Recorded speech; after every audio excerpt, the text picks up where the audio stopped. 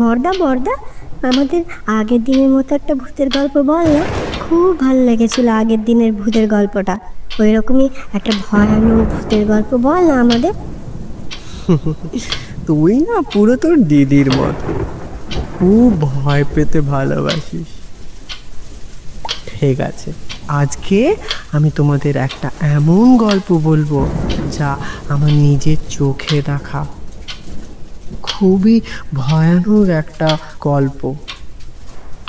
সত্যি দাদা, সত্যি? হ্যাঁ রে বাবা, বলবো, শোন তাহলে। কিন্তু কালকে পড়াটা কিন্তু আমার চাই, বুঝলি? তাহলে বলছি, শোন। অনেক বছর আগে কথা, আমার তখন বয়স ওই 15-16। আমাদের গ্রাম বৃন্দাবতীপুর। গ্রামের এক প্রান্তে প্রাচীন একটা কুয়ো ছিল। লোকে বলতো ওই কুয়োয় নাকি অভিশাপ রয়েছে। কেউ তার ধারে পাশে যেত না। কেউ, বিশেষ করে সূর্যাস্তের পর, তার পাশে কেউ পা মেলাতো না। একদিন দুপুরে গ্রামের এক ছোট্ট মেয়ে মিনা, প্রায় 7-8 বছরের বয়স, খুব হাসি খুশি মেয়ে, খেলা করতে করতে ওই কুয়োর পাশে গিয়ে পৌঁছয়। তারপর থেকে ওকে নাকি কেউ দেখেনি। কিন্তু এদিকে সন্ধে এগিয়ে আসছে, রাত হতে যাচ্ছে। সন্ধে যখন হচ্ছে, তার মা চিৎকার করে তাকে খুঁজছিল। গ্রামবাসীদের জিজ্ঞাসা করা, সবাইকে কত জিজ্ঞাসা করলো, কিন্তু তাকে কেউ খুঁজে পেল না। রাত বাড়তে থাকলো। প্রতিদিনের মতো বাড়ি ফিরছিলাম আমি কাজ থেকে। তখন যেন শুনলাম একটা শব্দ। কোনো এক বাচ্চা মেয়ে কথা বলছে। কথা বলার শব্দটা ওই কুয়োর দিক থেকেই আসছে, যেন একটা শিশু কান্না করছে। মা, মা, আমার বের করো এখান থেকে। মা, আমার বাঁচাও। আমার পাশে কয়েকজন গ্রামবাসী দাঁড়িয়েছিল। তারাও শুনতে পেল ওই একই শব্দ। তারা তখন বলে উঠল, ওরে বাবা, ওখানে কে কে ওখানে? চল চল, ভয় পাস না, ওদিকটা দেখে আসি। দেখ তো কি আছে ওদিকে। এই, তোর কাছে লাইট আছে? দেখ দেখিনি, ওই দিক থেকে শব্দটা আসছে। কোথা থেকে আসছে? চল না, ভয় পাচ্ছিস কেন? চল দেখি, চ। আমরা কুয়োর দিকে 3 গ্রামবাসী মিলে এগোতে থাকলাম। কুয়োর ধারে গিয়ে দাঁড়াতেই শিরদাঁড়া যেন ঠান্ডা হয়ে গেল। জলে কালো, একদম স্থির, তবুও যেন ভেতরে কিছু নড়ছে।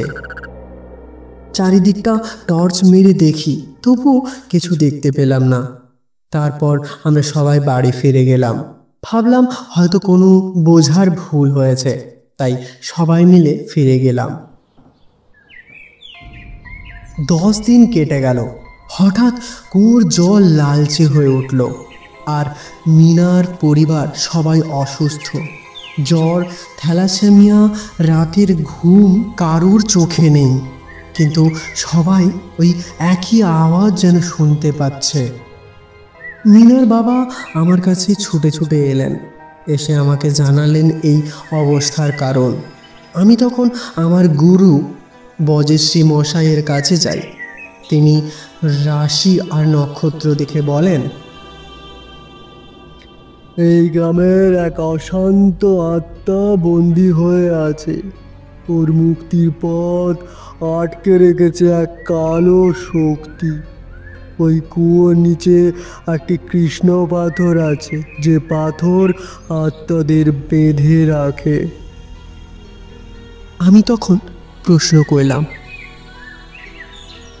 তাহলে গুরুজি, মুনির আত্মা কি ওই পাথরে আটকে আছে?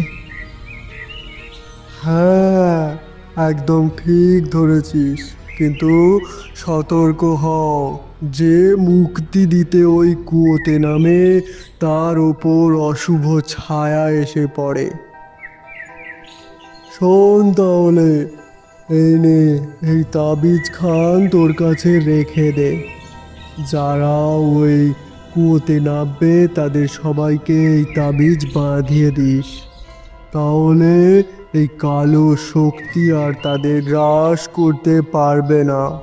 এটা আমার মন্ত্রভূত তাবিজ। গুরুজির কথা মতো আমরা সেই রাতে 5 জন মন্ত্র পড়ে কুয়োর ধারে যাচ্ছিলাম। গুরুজি ত্রিশূল গেঁথে দিলেন মাটিতে, আগুন জ্বলছে, আর ওদিকে গুরুজি মন্ত্র পড়ছে এক তালে।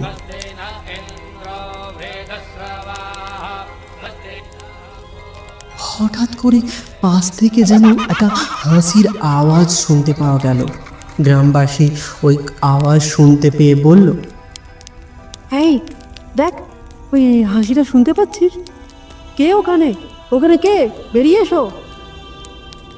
সবাই চুপ করো, যে যার তাবিজ ধরো। তাবিজ, গুরুজি যেই তাবিজ আমি তোমাদের পরিয়ে দিয়েছি, এই তাবিজটা ধরে রাখো। আমার কথা মতো সবাই ওই তাবিজটা বাঁ হাতের মুঠোতে ভালো করে ধরে নিল। তারপর হঠাৎ করে আবার শুনতে পেলাম, দাদা, তুমি এসেছো? আমি ভেতরে আটকে আছি, এখানে অন্ধকার, আমার ভালো লাগছে না, আমাকে বের করো, আমি এখানে থাকতে চাই না, এখানেও থাকতে চাই না। মনি, বোন আমার, তুমি কি চাও আমি তোমাকে মুক্তি করি? মাকে বলো আমি ওদের সঙ্গে সময় থাকবো, আমাকে যেন মা ক্ষমা করে দেয়। আমি না বলে ওই কুয়োর কাছে চলে এসেছিলাম। মনি, তুই একদম কাঁদিস না, তোর মা তোর জন্য কাঁদছে। তুইও যত কাঁদবি তোর মাও তত কাঁদবে। তুই মন খারাপ একদম করিস না, তোর মা সব সময় তোর পাশে থাকবে।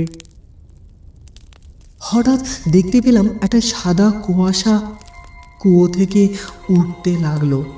মনির মুখের মতো দেখতে, শান্ত আর চোখে অশ্রুপাত হচ্ছে।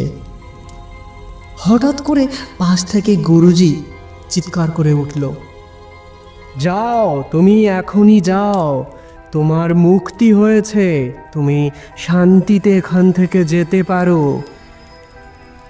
তারপর আবার সেই একই গলা, দাদা, তোকে অনেক অনেক ধন্যবাদ। মাকে দেখিস, হ্যাঁ?